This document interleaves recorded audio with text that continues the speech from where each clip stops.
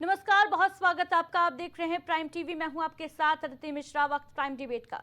बिहार में चुनाव से पहले सियासी बयार तेज हो चुकी है। जहां बीते 6 दिन से राहुल गांधी की वोट अधिकार यात्रा जारी है, वहीं आज प्रधानमंत्री मोदी के छठे दौरे ने सियासी सरगर्मी बढ़ा दी है। राहुल और तेजस्वी की जोड़ी वोट चोरी और बढ़ते क्राइम ग्राफ को लेकर मैदान में है, तो वहीं पीएम मोदी चुनावी सौगातें देकर एनडीए की चुनावी जमीन को मजबूत करने में जुटे हैं। भागलपुर, मधुबनी, पटना और सिवान के बाद मोतिहारी के बाद आज गया में प्रधानमंत्री मोदी का अहम दौरा, जहां प्रधानमंत्री मोदी ने गया को करीब 13,000 करोड़ की बड़ी चुनावी सौगातें दी।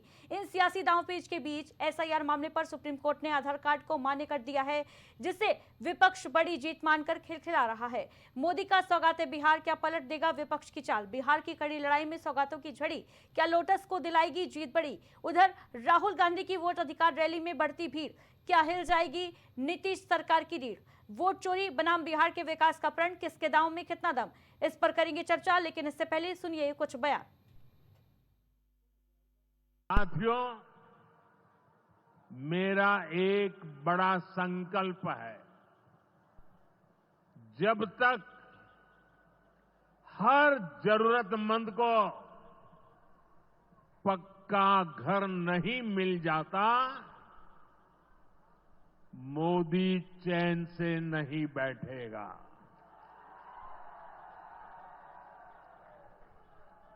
इसी सोच के साथ पिछले 11 साल में 4 करोड़ से अधिक गरीबों को पक्के घर बनाकर दे दिए गए। अकेले हमारे बिहार में 38 लाख से अधिक आवास बनाए गए। गया जिले में भी 2 लाख से अधिक परिवारों को अपना पक्का घर मिला है। और हमने सिर्फ घर यानी 4 दीवारें नहीं दी, बल्कि उन घरों के साथ गरीब को उसका स्वाभिमान दिया है। हमारे देश में कांग्रेस हो, आरजेडी हो, इनकी सरकारों ने कभी जनता के पैसे का मोल नहीं समझा।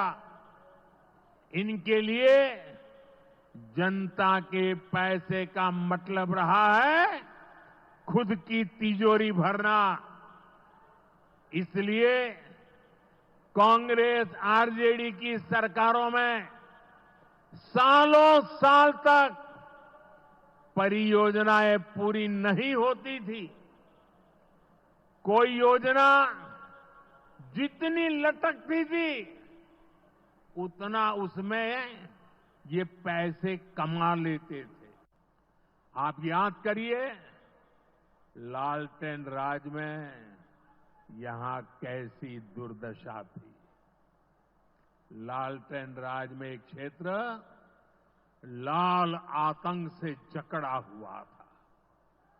माओवादियों की वजह से शाम के बाद कहीं आना जाना मुश्किल था। गया जी जैसे शहर लालटेन राज में अंधेरे में डूबे रहते थे। हजारों गांव ऐसे थे जहां बिजली के खंभे तक नहीं पहुंचे थे।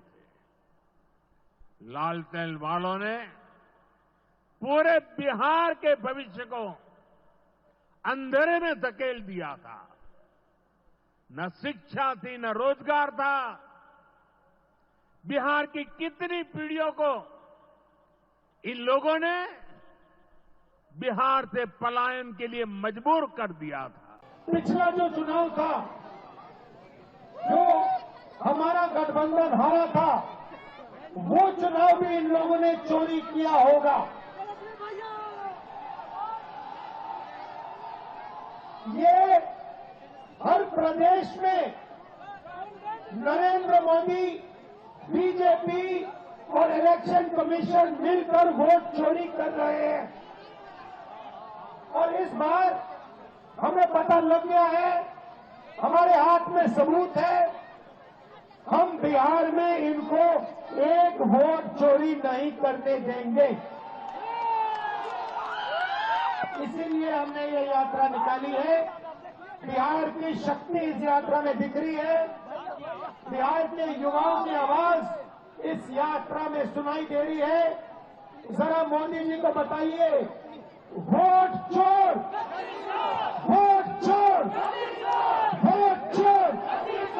ये जो आवाज है सुनामी जैसे बिहार से निकल आएगी और हर प्रदेश में ये फैलेगी और अंत में पूरे देश में पता लग जाएगा कि नरेंद्र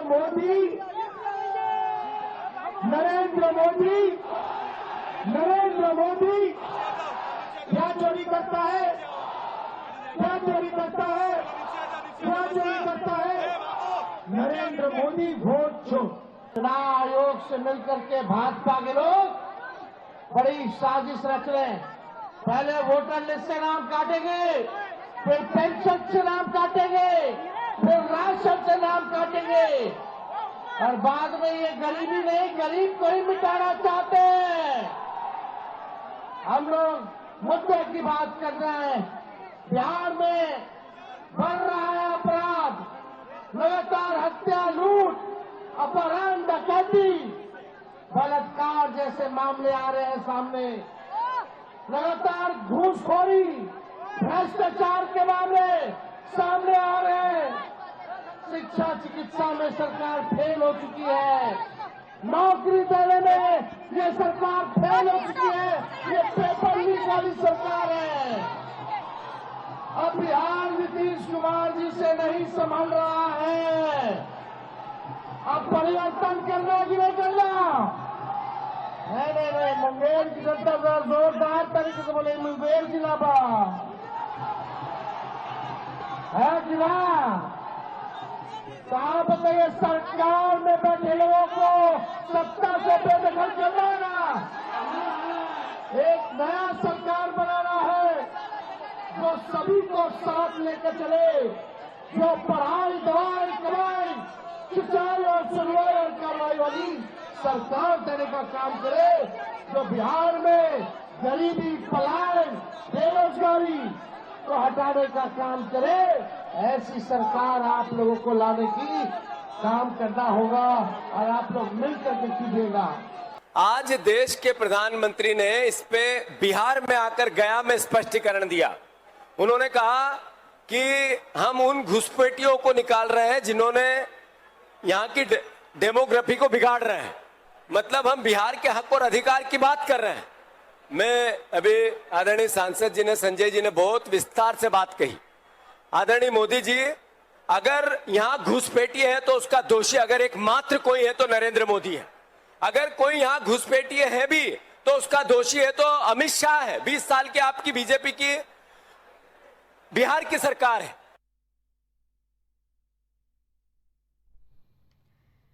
तो बिहार में चुनाव से पहले सियासी टेम्परेचर हाई नजर आ रहा है, जहां आज गया पहुंचे प्रधानमंत्री नरेंद्र मोदी और बिहार को एक बार फिर 13,000 करोड़ की करीब सौगातें दी।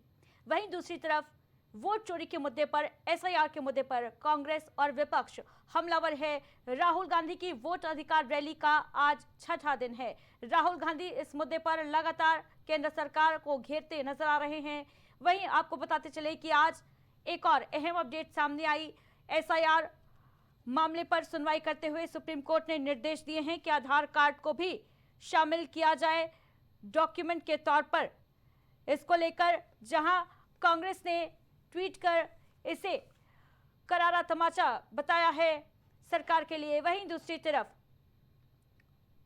प्रधानमंत्री नरेंद्र मोदी ने सौगातों की झड़ी लगा दी है बिहार के लिए। बताते चले आपको कि गया के दौरे पर पहुंचे आज प्रधानमंत्री मोदी और ये इस साल की अगर बात की जाए तो छठा दौरा प्रधानमंत्री मोदी का, जहां पर कई बड़ी सौगातें बिहार को दी।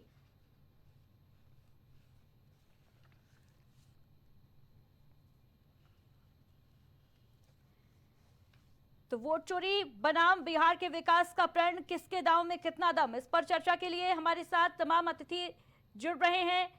शैलेश सिंह जी बिहार कांग्रेस से हमारे साथ जुड़ गए हैं। मनमोहन अग्रवाल जी वरिष्ठ पत्रकार के तौर पर जुड़ रहे हैं। साथ ही साथ जेडीयू से हमारे साथ मनोज लाल दास जी जुड़ गए हैं। बहुत बहुत स्वागत आप सभी अतिथियों का। सबसे पहले मनमोहन अग्रवाल जी, आप ही से शुरुआत करना चाहूंगी। जो तस्वीर बिहार से निकलकर सामने आई आज बेहद खास तस्वीर इसलिए भी थी क्योंकि बिहार में चुनाव करीब है और इससे पहले एक और जहां विपक्ष अपनी सियासी जमीन को मजबूत करने के लिए रैली निकाल रहा है, वोट अधिकार यात्रा राहुल गांधी की लगातार जारी है। वहीं आज प्रधानमंत्री मोदी ने आज 13,000 करोड़ की सौगात बिहार की जनता को दी है। एक बार फिर क्या लगता है किस पर कौन कितना भारी नजर आ रहा है?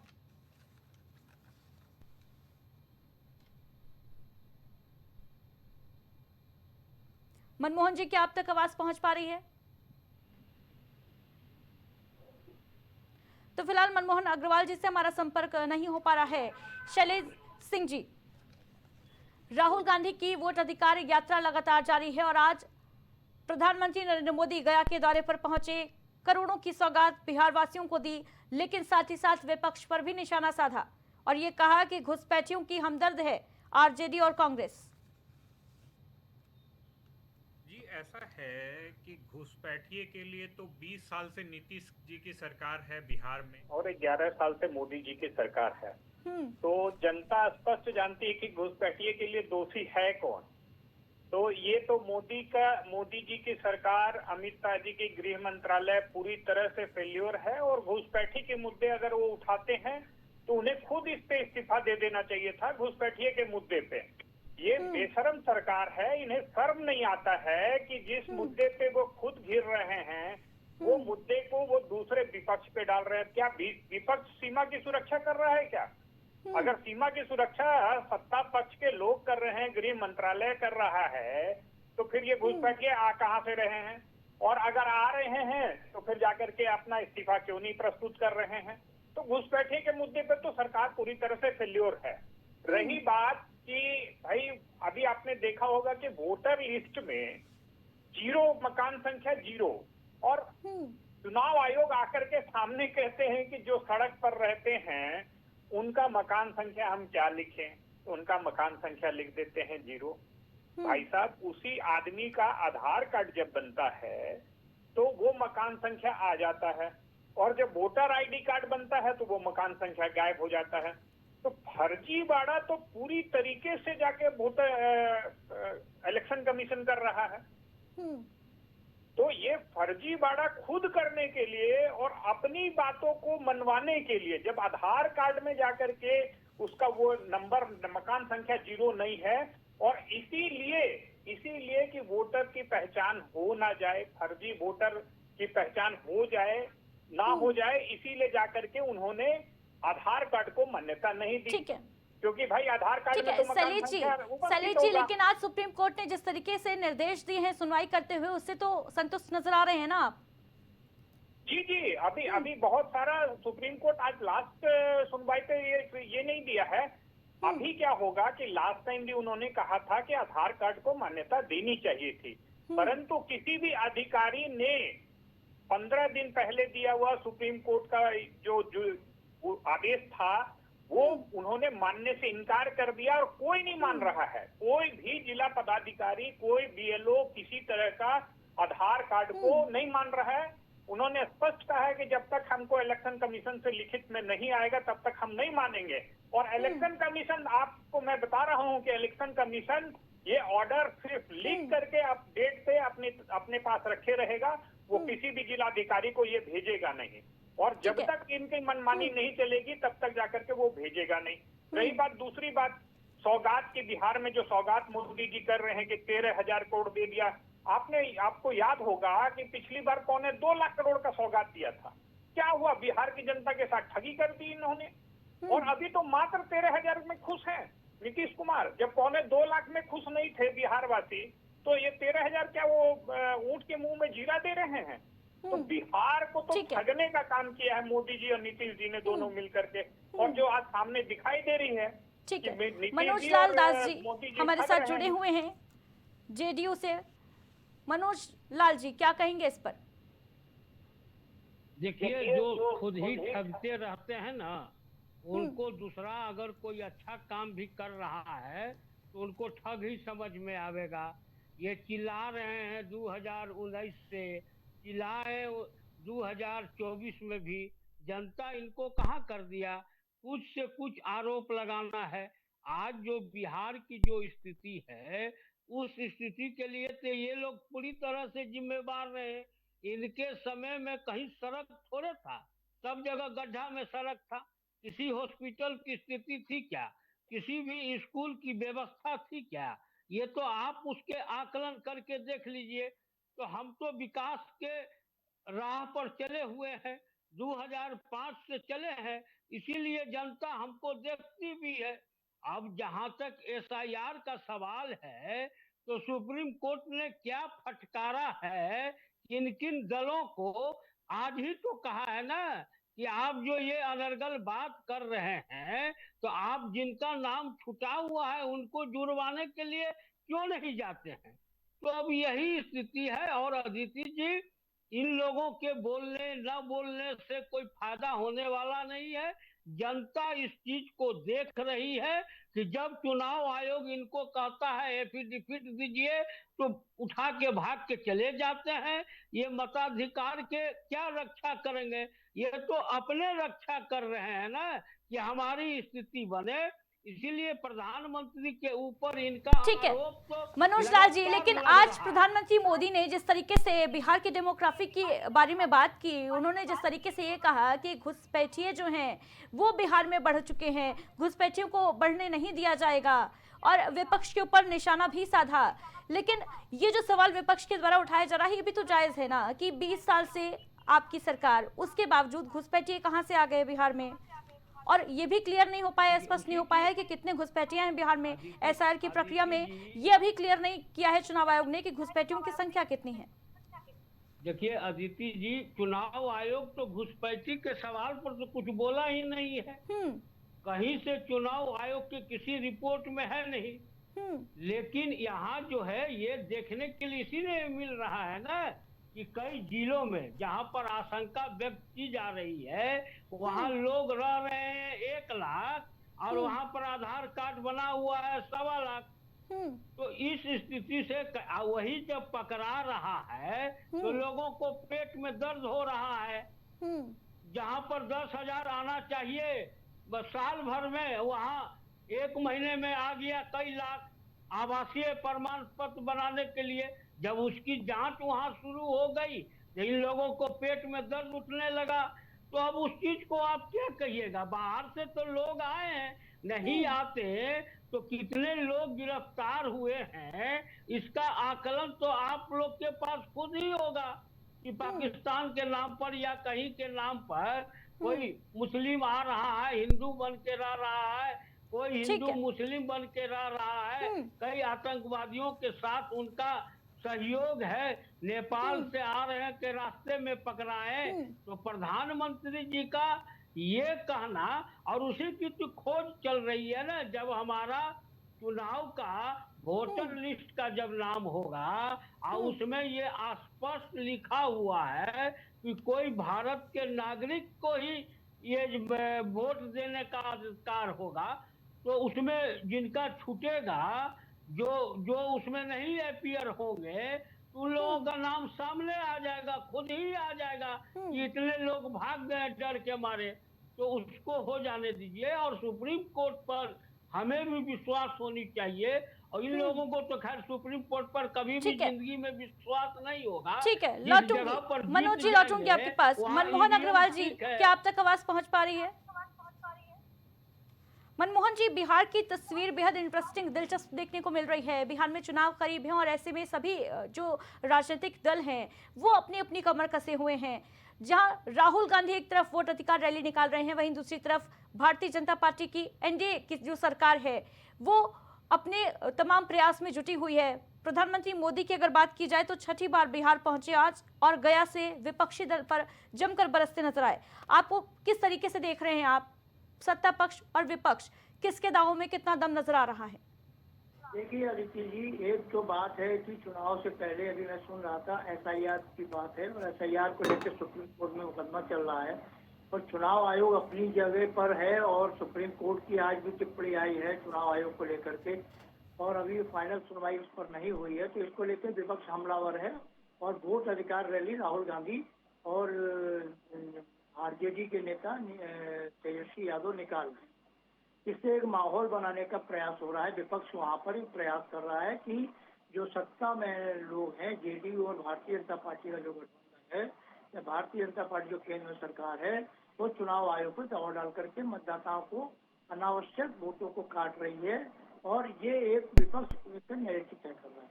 वहीं अब जो गठबंधन है जेडीयू और भारतीय जनता पार्टी का, उसकी तरफ से प्रधानमंत्री नरेंद्र मोदी जी ने स्वयं अब एक तरह से चुनाव अभियान की शुरुआत कर दी है और आज वो एक बार फिर से बिहार में है और आज उन्होंने कई हजार करोड़ की विकास योजनाओं का लोकार्पण किया है, कुछ का शिलान्यास किया है। एक गंगा पर बने हुए फ्लाईओवर का एक बड़ा और लंबा। बिल्कुल मनमोहन जी, क्या ये कहा जा सकता है कि एक और विपक्ष है जो वोट चोरी, एसआईआर, वोटर लिस्ट जैसे मुद्दों पर चुनाव की तैयारी में जुटा है, वहीं दूसरी तरफ सत्ता पक्ष की अगर बात की जाए, एनडीए सरकार की अगर बात की जाए, तो विकास के मुद्दे पर चुनावी मैदान में? देखिए, ये बात तो अभी नहीं कह सकते कि विकास के मुद्दे पर है। अभी तो चुनाव घोषित नहीं हुआ है। चुनाव के पहले ये जब सारी चीजें हो जाएंगी, ये सब आचार संहिता के दायरे में नहीं आएगा। इसलिए एक सत्ता में जो पार्टियां रहती हैं वो लगभग अपने एजेंडे को ये दे करके और ये पब्लिक को बताने का प्रयास करती है मतदाताओं को कि हम देखिए विकास कर रहे हैं, विकास के रास्ते पर है। अब वहीं विपक्ष के पास कोई चीज नहीं है, तो विपक्ष जो है वो किसी न किसी इशू को लेकर के, तो इस समय बिहार के लिए सबसे बड़ा मुद्दा जो है वो है 65 लाख वोटों को काट दिया जाना, और इसको विपक्ष मुद्दा बना रहा है और राहुल गांधी इसको लेकर वोट अधिकार रैली निकाल रहे हैं। अब ये वो अपनी तरफ से अपनी चीजों को ले जा रहे हैं, पब्लिक को ये बताना चाहते हैं कि आपका वोट चोरी हो रहा है और इसी की वजह से 20 साल से बिहार में नीतीश कुमार जी मुख्यमंत्री है या भारतीय जनता पार्टी का गठबंधन है, और वहीं दूसरी तरफ सत्ता पक्ष ये बताने का प्रयास कर रहा है कि ये जो वोटर काटे जा रहे हैं वो घुसपैठी हैं और आपके बांग्लादेश से आ गए हैं, इधर से उधर से आ गए हैं जो है, और तमाम लोगों में से इसमें लोग मर गए हैं, तमाम लोग यहाँ नहीं है। मगर ये जो वोटर का सभी दल अपना अपना दाव जो है वो खेल रहे हैं। शैलेश सिंह जी, एक और जहां ठीक है, मुद्दे और भी आएंगे। बिल्कुल लौटूंगी मनमोहन जी आपके पास। शैलेश जी, एक और जहां वोट जो कट रहे हैं उनको लेकर विपक्ष हमलावर है, वहीं दूसरी तरफ आरजेडी के 2 विधायक विभा देवी और प्रकाश वीर बीजेपी में शामिल हो गए, आज मंच साझा करते नजर आए, इस पर क्या कहेंगे? देखिए, चुनाव के समय इस तरह का आना जाना लगा रहता है और ये कोई बहुत बड़ी बात नहीं है, उनकी जनाधार है नहीं, और भाजपा वाले बड़ा खुश हो रहे हैं कि जिनका जनाधार नहीं है उनको लेकर के। मनु जी एक बात, विभा देवी तो बेहद नहीं, शैलेश जी, विभा देवी तो काफी समय से आरजेडी से जुड़ी हुई हैं, ये जानकारी भी सामने आ रही है। उनके जो हस्बैंड है विभा देवी के, वो मंत्री रह चुके हैं आरजेडी की सरकार में।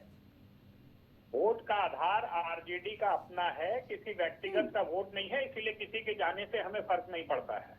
रही बात जो ये कह रहे थे कि 1 लाख हमारा जनसंख्या है और वहाँ आधार कार्ड बना हुआ है 1,10,000, तो मनोज जी क्या बता पाएंगे कि ये दोषी कौन है? ये दोषी केंद्र सरकार है, कांग्रेस आधार कार्ड नहीं बनाती है। दोषी केंद्र सरकार है, तो केंद्र सरकार के मोदी जी को इस बिना पे इस्तीफा दे देना चाहिए कि आधार कार्ड चोरी, पहले तो वोट चोरी कर रहे हैं, दूसरा आधार कार्ड का भी चोरी कर रहे हैं। आखिर कैसे आ रहे हैं घुसपैठिए? ना घुसपैठिए पे इन्होंने जवाब दिया कि हाँ घुसपैठिए आ कैसे रहे हैं, ना इन्होंने जवाब दिया। अभी खुद कह रहे हैं कि आधार कार्ड ज्यादा है, तो आधार कार्ड बनाता कौन है भाई? केंद्र सरकार की इकाई बनाती है, तो इसके लिए केंद्र सरकार दोषी है। क्यों नहीं मोदी जी इस पर इस्तीफा देते हैं कि भाई आधार कार्ड ज्यादा बन गया है, हम अक्षम हैं, हम निकम्मे हैं, हम काम करने वाले योग्य नहीं है, हम इस्तीफा देते हैं। तो आधार कार्ड को अगर आधार बना रहे हैं कि हाँ ये ज्यादा बन गया है, तो इसके लिए दोषी कौन है? मोदी जी है। जवाब ले लेते हैं मनोज लाल जी। मनोज जी, क्या आप तक आवाज पहुंच पा रही है?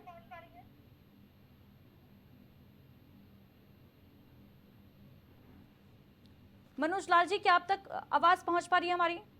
ठीक है, मनोज लाल जी से संपर्क टूट गया है। मनमोहन अग्रवाल जी, क्या कहेंगे इस पर? देखिए आदित्य जी, ऐसा होता है कि जब भी कोई चुनाव आता है तो जो क्षेत्र में तमाम जो विधायक या सांसद होते हैं वो अपने अपने हिसाब से चीजों को तय करते हैं और उनको लगता है कि हो सकता है कि हमको टिकट ना मिले अगले चुनाव में, या हो सकता है हम इस पार्टी के चुनाव पे टिकट लड़ें और हमारी विजय ना मिले।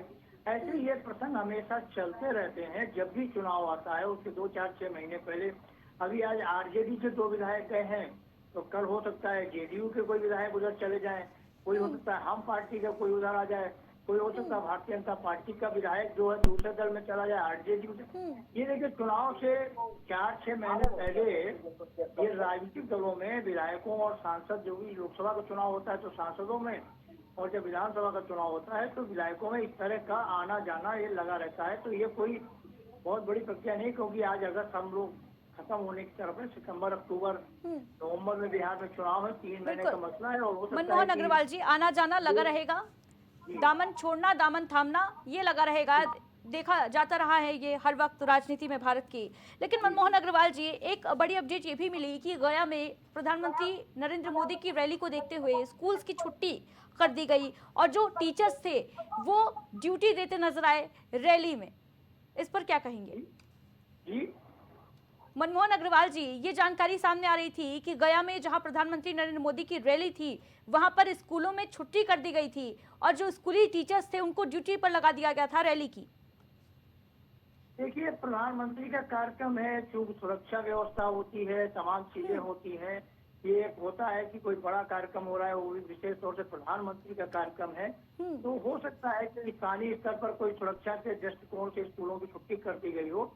और बाकी अब शिक्षकों की ड्यूटी लगा दी गई नहीं लगाई गई, ये एक अलग विषय हो सकता है। ये जिलाधिकारी के उस पर डिपेंड करता है कि उसको कितने लोगों को लगाना है। तो ये समय समय पर अपना जिलाधिकारी का एक। लेकिन मनमोहन अग्रवाल जी, राजनीतिक रैलियों के लिए स्कूलों की छुट्टी कर देना कितना उचित है?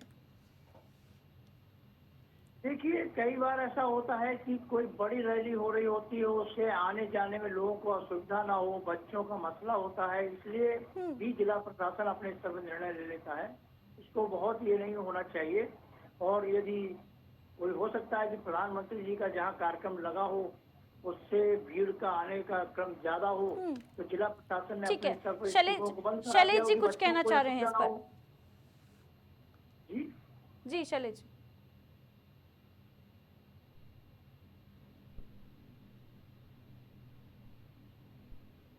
शैलेश जी, आपकी आवाज नहीं पहुंच पा रही है, अनम्यूट कर लें।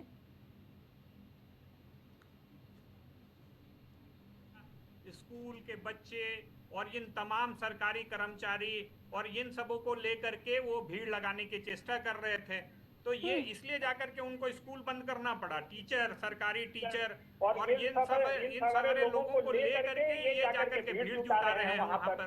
तो ये तो सरकार का कैसे दुरुपयोग करना है और कैसे जाकर के भीड़ इकट्ठा करना है, अपना चेहरा चमकाना है, ये मोदी जी को बहुत अच्छी तरीके से आता है। नीतीश जी बेचारे इसमें गेहूं में घुन की तरह पीछे जा रहे हैं। तो ये तो इनका चेहरा, चाल चरित्र, चेहरा ये सामने दिख रहा है।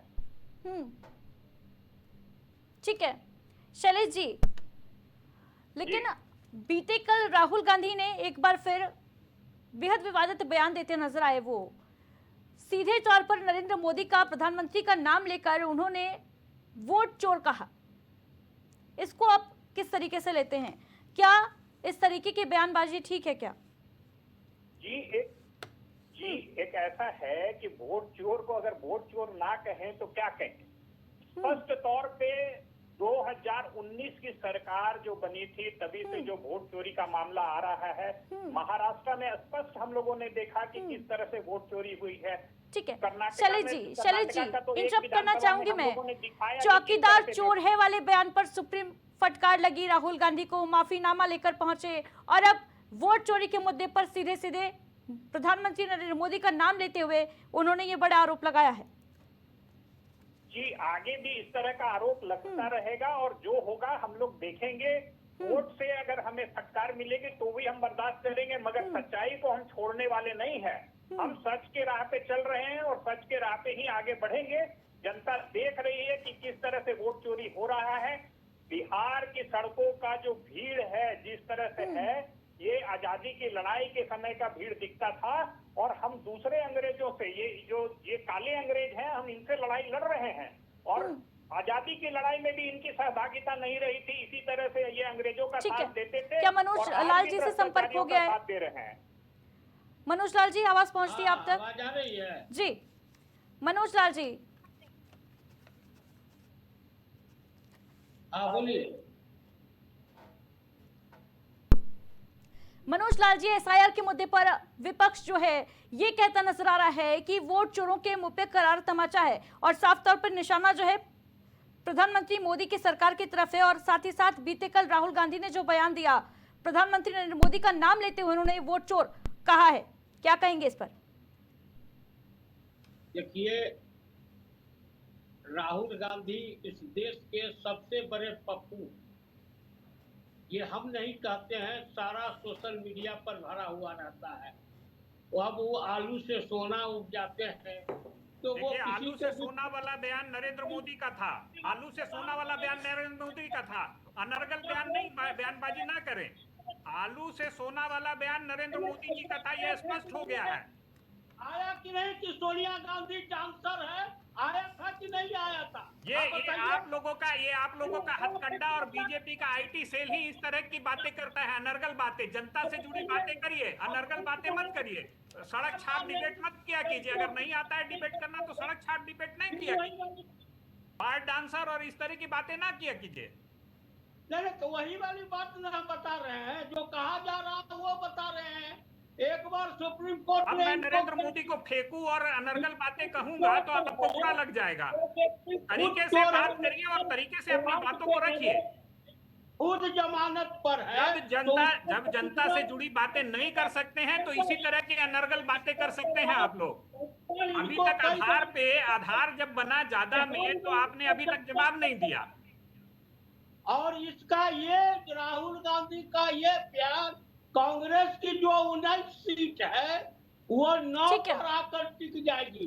मनोज लाल दास जी, अब इस बात का भी जवाब दे दीजिए, जो अवैध घुसपैठिए घुसे हैं बिहार में, जो आधार कार्ड बने हैं, जो आधार कार्ड एक्स्ट्रा बने हैं बिहार में, उसकी जिम्मेदारी किसकी थी? उसकी जिम्मेदारी किसकी थी?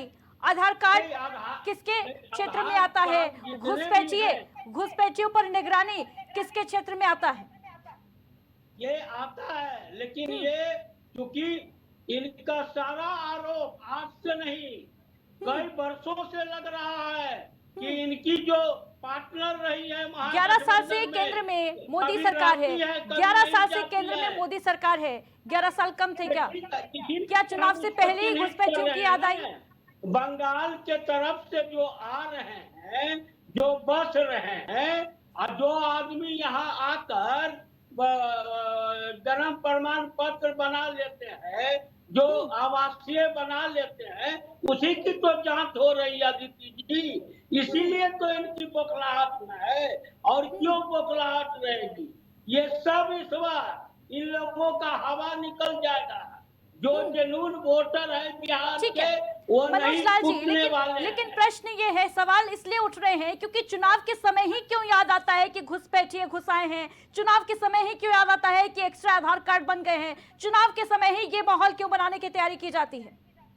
क्या बुनियादी सुविधाएं, क्या रोटी कपड़ा मकान शिक्षा रोजगार से ध्यान भटकाने की कोशिश की जा रही है क्या देश में चुनाव से पहले? हम दे रहे हैं, ये दे रहे हैं रोटी, ये तो निवाला छीन लेने वाले आदमी है। जिन्होंने करोड़ों अरबों रुपया का चारा गाय का खा गया हो, भैंस का चारा खा गया हो, उसके साथ यहाँ पर ये है, तो आप इसी से अनुमान लगा लीजिएगा।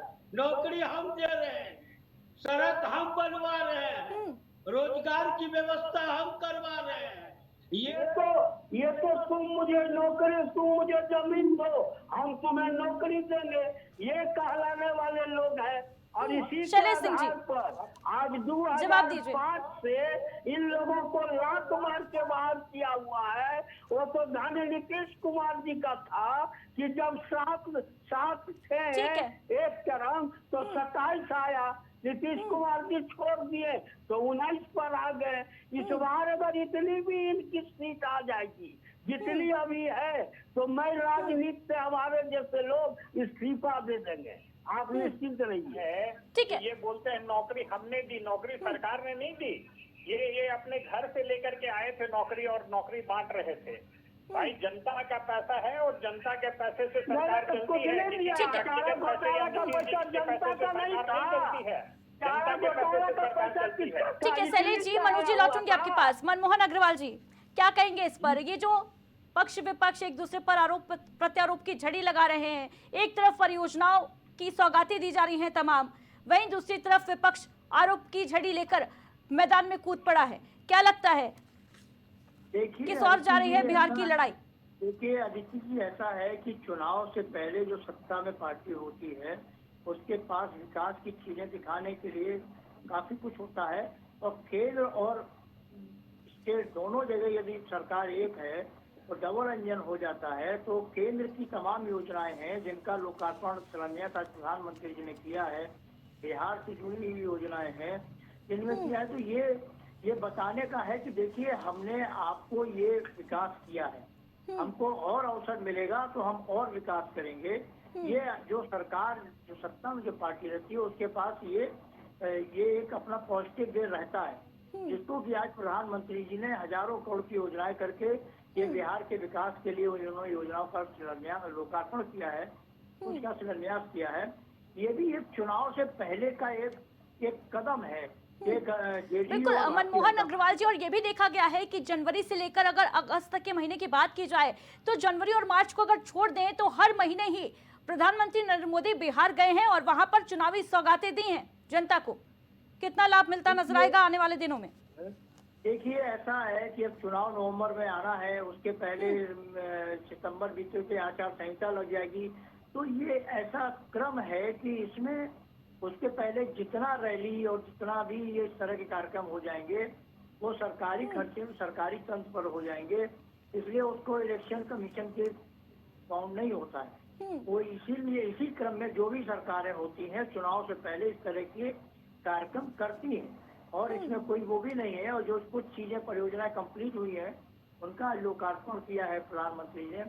और जहाँ तक आप वोट की बात कर रही थी, आधार की बात कर रही थी, जैसा विपक्ष आरोप लगा रहा, राहुल गांधी लगा रहे हैं, तो ये आधार को लेकर के विवाद छिड़ा। और जिस समय ये बात आई है जो SIR जब हो रहा है बिहार में चुनाव के ठीक पहले, मैं आज एक बार आपसे फिर बता रहा हूँ कि जो टाइमलाइन है SIR करने की, उसने ये अनावश्यक विवाद खड़ा किया है, जिसको लेकर के आरोप है कि सब 65 लाख मतदाताओं को नाम काट दिए गए हैं। 0 मकान नंबर पर 90-45 लोगों के नाम है। अभी उसके बाद एक और लिस्ट आया, एक आया कि 9999 मकान नंबर की बात आ रही, कहीं इस तरह की चर्चाएं भी आई। तो ये इस तरह का विवाद, और ये चुनाव से पहले अब चूक बेरोजगारी, महंगाई या इस तरह मनमोहन अग्रवाल जी, और यहाँ पर ये भी बात बेहद अहम हो जाती है क्योंकि हमने चुनाव आयोग की प्रेस कॉन्फ्रेंस भी सुनी थी जिसमें ज्ञानेश कुमार जी ये बताते नजर आ रहे थे कि देश में एक बड़ी आबादी ऐसी है जिनके पास मकान नहीं है, घर नहीं है। और आज प्रधानमंत्री नरेंद्र मोदी ने गया से जो बात कही कि जब तक एक एक व्यक्ति के पास आवास नहीं होगा, मकान नहीं होगा, तब तक वो चैन से नहीं सोएंगे। देखिए कोई भी सरकार इतने आवास लगे, लगातार केंद्र सरकार आवास दे रही है, मगर इतना ये है कि आज जिनको आवास मिल जाएंगे कल और लोग रहेंगे जिनको और जरूरत होगी। तो केंद्र सरकार लगातार ये जो गरीबों को आवास देने की प्रधानमंत्री आवास योजना चला रही है, तमाम आवासीय कार्यक्रम चल रहे हैं, ये अपनी जगह पर ठीक है। मगर इसके बावजूद भी बहुत से ऐसे लोग हैं जो अभी भी झुग्गी झोंपड़ियों में रहते हैं या टीन शेड बना करके रहते हैं और उनका मकान नंबर नहीं है। ये अलग विषय हो सकता है, आयोग ने उसके लेके कुछ और किया है, विपक्ष इसी को मुद्दा बना रहा है, विपक्ष लेकर वोट अधिकार रैली निकाला है। अब बिहार में एक तरफ विकास की बात कर रही है जो जेडीयू और भारतीय जनता पार्टी, दूसरी तरफ विपक्ष जो है वो वोट चोरी का आरोप लगा रहा है। उनका कहना है कि सब शैलेश सिंह जी, क्या 2024 में भी जो विकास की जो झड़ी केंद्र सरकार लगा रही है, एक के बाद एक जो सौगातें दी जा रही हैं, क्या ये नहीं लगता कि आपके जो वोट चोरी वाले दावे हैं, जो SIR को लेकर आप चुनावी मैदान में उतरे हैं, उस पर भारी पड़ते नजर आएगा? नहीं, देखिए, विकास का एक अलग मुद्दा होता है, जो सरकार होती है वो ठीक है, विकास करती है और मनमोहन जी विकास शैलेश जी से करती है। जवाब ले लेते हैं। जी शैलेश जी, बात कंप्लीट करें। जुमलेबाजी की सरकार है। पूर्व में 2019 में जब बिहार गए थे, उस समय मोदी जी ने कहा था कि 2022 तक मैं सबको घर दे दूंगा। फिर आज फिर 2025 में वो कह रहे हैं कि जब तक मैं घर नहीं दूंगा। अरे भाई, आपने सबको वादा किया था कि 2022 तक सबके पास में घर होगा, आवास होगा। कहाँ गया वो वादा? लाखों लोग बेघर घूम रहे हैं। तो जुमलेबाजों की सरकार है ये, खाली जुमला देते रहेंगे। जनता इनको जान चुकी है, और जान चुकी है इसीलिए सभाओं में जो दिखता है वो दिख रहा है कि लोग, अब मोदी का भाषण चलता रहता है, लोग जाने लगते हैं। भाई, सरकारी कर्मचारी, विद्यालय के विद्यार्थी और सरकारी टीचर और आंगनबाड़ी सेविका, पहिया, पास पहिया, इन लोगों को लेके जो भीड़ लगा रहे हैं, भाई एक नीतीश जी का दबाव में भीड़ दिख रहा है। जनता तो सड़क पे है, आंधी की तरह सड़क पे है राहुल गांधी के साथ में। तो बिहार में इस बार विपक्ष की आंधी दिखेगी, सत्ता पक्ष जमीन दोज होगा, और कितना भी ये वोट चोरी कर ले, जनता इनको घसीट के गद्दी से उतारने वाली है। मनोज लाल दास जी, क्या कहेंगे इस पर? कांग्रेस नेता तो कह रहे हैं भाई कि आपकी जमीन जो है खिसकने वाली है, क्योंकि राहुल गांधी की जो रैली है उसमें भीड़ बड़ी है। देखिए, मैं तो आपको मैंने बता दिया ना कि हम तो ये घोषणा कर रहे हैं कि राहुल गांधी और 10 बार भी आ जाए, और जो इनका 17 की 19 सीट बिहार में है जीता हुआ, वो अगर इनके पास रह जाएगा तो मैं राजनीति करना छोड़ दूं। इनको कहिए ना कि ये घोषणा कर दे कि अगर हमारा ये 19 सीट नहीं आएगा तो मैं राजनीति करना छोड़ दूंगा। ऐसे होता है। 27 पर से 19 पर लाके बिहार की जनता ने इनको पटक दिया। अभी 4 उपचुनाव हुआ अदिति जी, ये लोगों को मुंह खाना पड़ा, इनका जीता हुआ सीट लेके चले आए। आज जब इनके विधायक, गठबंधन के विधायक प्रधानमंत्री जी के सभा में विधायक ज्वाइन करते हैं तो जनाधार हो गए, उनका कोई जनाधार नहीं है, विहीन हो गए। और दूसरे दल के कोई एक महासचिव या पूर्व प्रवक्ता अगर ज्वाइन कर ले या पूर्व विधायक ज्वाइन कर ले तो इससे कांग्रेस मजबूत हो गई, महागठबंधन मजबूत हो गई। इसी को कहते हैं हम लोग मिथिलांचल में कि की करे छी गप लिया हवै के हवै। आप याद रख लीजिए अदिति जी, जिस तरह से राहुल गांधी ने बिहार के जनता मनोज लाल दास जी, एक और विपक्ष इस मुद्दे पर हमलावर है कि वोट काटे जा रहे हैं, दूसरी तरफ विधायक ही कटे जा रहे हैं विपक्ष के। ये विपक्ष खाली उसी पर हमलावर रहेगी, क्योंकि वो जान रही है ना कि उनकी जमीन यहाँ से घिसक चुकी है ना। अब बिहार के जनता जो है ना, अब इन पर कभी भरोसा भी अब करने वाली है कि जो एक प्रधानमंत्री को कभी चोर चौकीदार कह के सुप्रीम कोर्ट से फटकार लगता है और वोट चोरी हो गया। सुप्रीम कोर्ट में इनको देने में क्या दिक्कत हो रहा है कि वोट चोरी हो गया है? आज तक इन्होंने सुप्रीम कोर्ट में दिया है कि सरकार वोट की चोरी कर रही है, चुनाव आयोग वोट की चोरी कर रही है। ये खुद ही अपडेट नहीं है कि ये मुद्दा सुप्रीम कोर्ट में चल रहा है, और किनके ये से चल रहा है भाई सुप्रीम कोर्ट में? नहीं बोल रहा था, ये सुप्रीम कोर्ट में कैसे चल रहा है, ये अपडेट में नहीं है। ये आदत बहुत गलत है। राहुल गांधी और तेजस्वी वाला ये सब आदत मत लाइए यार। देखिए फेंकू की तरह अनर्गल बात मत कीजिए। फिर मैं कह रहा हूँ कि डिबेट को एकदम डिबेट की तरह कीजिए। अनर्गल बातें करते हैं आप। अपडेट नहीं है कि मामला सुप्रीम कोर्ट में लाया किसने? आप बोल रहे हैं कि कोर्ट में नहीं दिया है, कोर्ट में दिया है, कोर्ट मामला हुआ कैसे है? जा रहा है ये दलील देने में क्या जा रहा है कि वोट चोरी हो गया? सुप्रीम कोर्ट पर फटकारा ना कि आपके वकील जो कहे कि ऐसे। ठीक है मनोज लाल दास जी, शैलेश जी, जहां तक मेरी जानकारी है चुनाव आयोग का जो वोट चोरी का मसला है उसको लेकर सुप्रीम कोर्ट नहीं जाया जा सकता है, ऐसा कुछ नियम 2022 में ही बनाया गया है। मनमोहन अग्रवाल जी क्या कहेंगे इस पर? यदि चीजें सुन नहीं पाया मैं।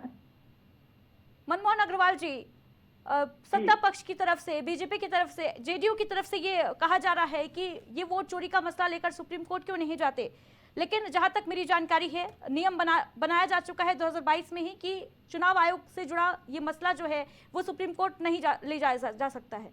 ऐसा कुछ है क्या? चुनाव आयोग क्यों जाएगा? जिसको कमी लगती है या जिसको गलत लगता है वो आयोग जाएगा ना सुप्रीम कोर्ट में।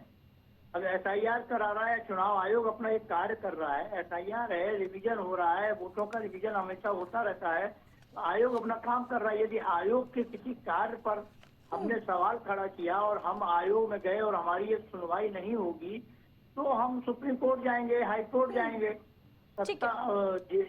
चुनाव आयोग क्यों जाएगा?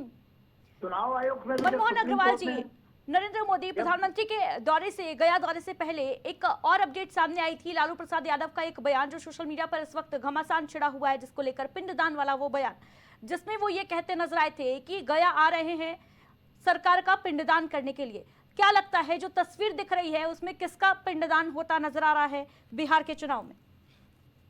देखिए, चूक गया जो है वो धार्मिक अनुष्ठान एक होता है हिंदू धर्म में, उसके लिए माना जाता है, बोध गया को माना जाता है कि वो है, मगर वो बोध गया का अपना एक दूसरा भी महत्व है, इसलिए भी होता है।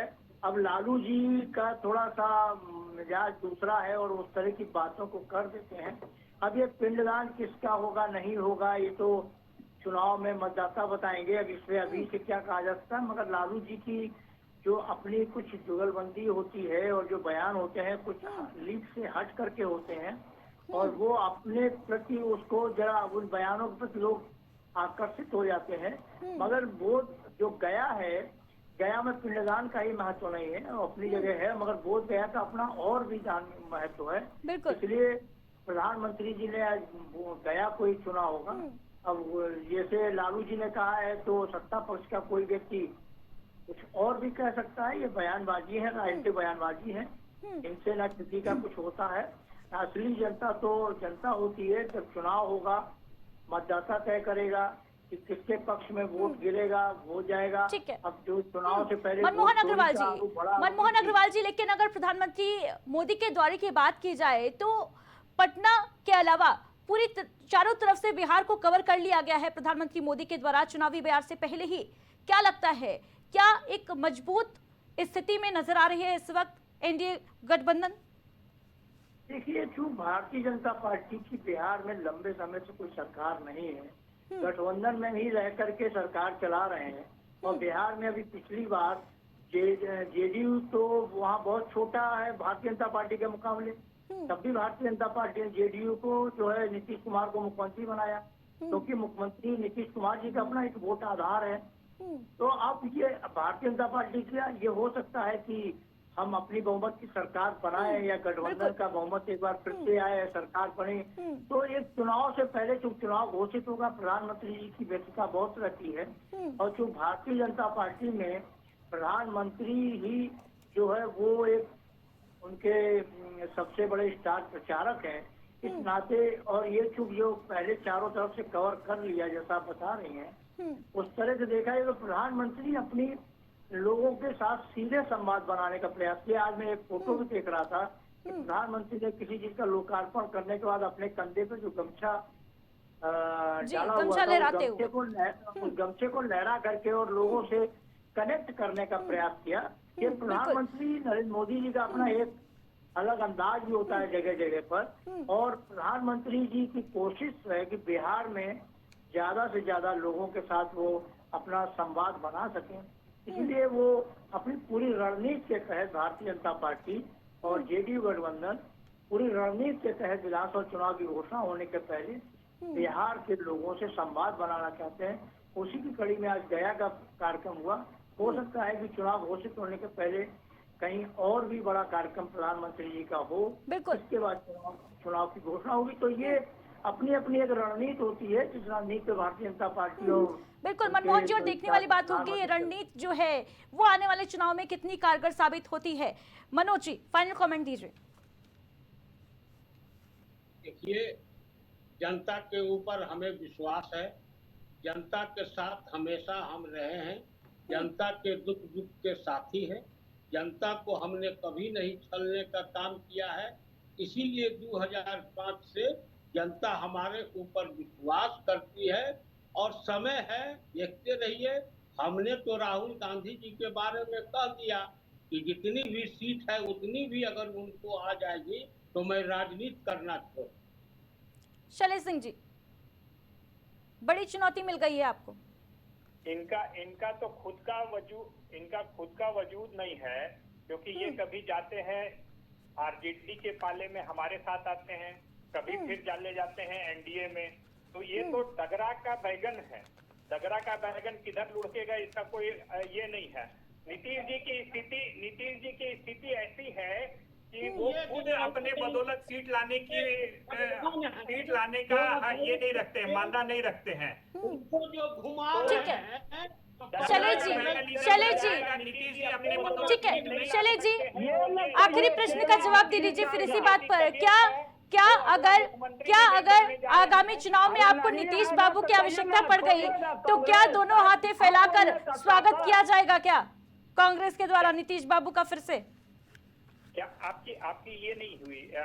बीच में ये बोल दिए तो समझ में नहीं आई आवाज। शैलेश सिंह जी, मेरा प्रश्न ये है कि जैसा कि आप कह रहे हैं कि नीतीश बाबू फिर से पलट सकते हैं, क्या कांग्रेस पार्टी उनका स्वागत करेगी बाहें पसार कर? देखिए, अब नीतीश जी की जो मानसिक स्थिति है, जैसा कि बीजेपी ने उनकी मानसिक स्थिति बना दी है, वे अगला मुख्यमंत्री बनने जा नहीं रहे हैं। बिहार की जनता इस बात को स्पष्ट समझ चुकी है और वो अब बिहार की जनता ये जान चुकी है कि ये भी जुमलाबाज ही है नीतीश जी, और 20 साल से बिहार का विकास नहीं हो पाया। विकास में पलायन आज भी जारी है, बेरोजगारी आज भी ठीक है जारी शैलेश जी, तो वक्त और बताएगा कि जनता विकास के दावों पर कितनी संतुष्ट है और किसको जीत दिलाती है जनता बिहार की। क्या कुछ जनता जनार्दन के मन में चल रहा है, ये तो चुनाव के बाद ही पता चलेगा। मनमोहन अग्रवाल जी, फाइनल कमेंट आपसे लूंगी। देखिए, अब चुनाव में ज्यादा समय नहीं है और विपक्ष अपनी रणनीति पे काम करेगा और सत्ता पक्ष अपनी रणनीति पे काम करेगा। अभी फिलहाल केंद्र में भारतीय जनता पार्टी और जेडीयू गठबंधन की सरकार है, जेडीयू का समर्थन है और बिहार में गठबंधन की सरकार नीतीश जी मुख्यमंत्री है। तो ऐसे में सरकार के पास अभी विकास की अपने वादे दिखाने और करने और लोकार्पण करने का समय है और वो पब्लिक को बताना चाहेगी कि हमने ये विकास किया है और हम ये विकास करेंगे, जैसा कि आज मोदी जी ने तमाम भरोसा दिया है।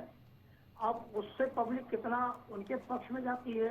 और दूसरा, जो राहुल गांधी वोट अधिकार और वोट चोरी का मुद्दा लेकर के पब्लिक के बीच में जा रहे मतदाताओं के, वो पब्लिक को कितना वो उनकी बात आती है कि हाँ उनका वोट पढ़ नहीं पा रहा या उनको वोट के अधिकार से वंचित कर दिया गया है, ये मतदाताओं पे होगा। ये तो चुनाव के नतीजे ही बताएंगे। अभी तो भविष्य के गर्त में है, अभी चुनाव की घोषणा होगी, उसके पहले तमाम मुद्दे ऐसे आएंगे। अभी ये सारे मुद्दे गौर होते जाएंगे और भी मुद्दे बिल्कुल मनमोहन जी, देखने वाली बात होगी क्योंकि अभी तो चुनाव की घोषणा भी नहीं हुई, उससे पहले ही जो रण है बेहद दिलचस्प नजर आ रहा है। बिहार की तस्वीर जो है वो ऐसी नजर आ रही है कि यहाँ पर युद्ध का मैदान जो है तैयार हो चुका है, केवल घोषणा होनी ही बाकी है। फिलहाल आप सभी का हमारे साथ इस खास चर्चा में जुड़ने के लिए बहुत बहुत शुक्रिया।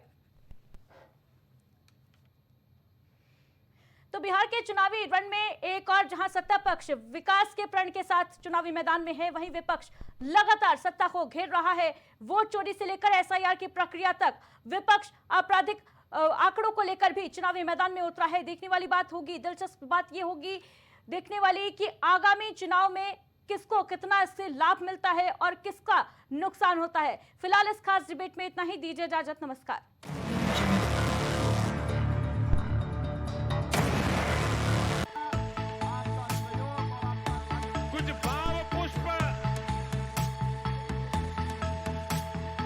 आप देख रहे हैं प्राइम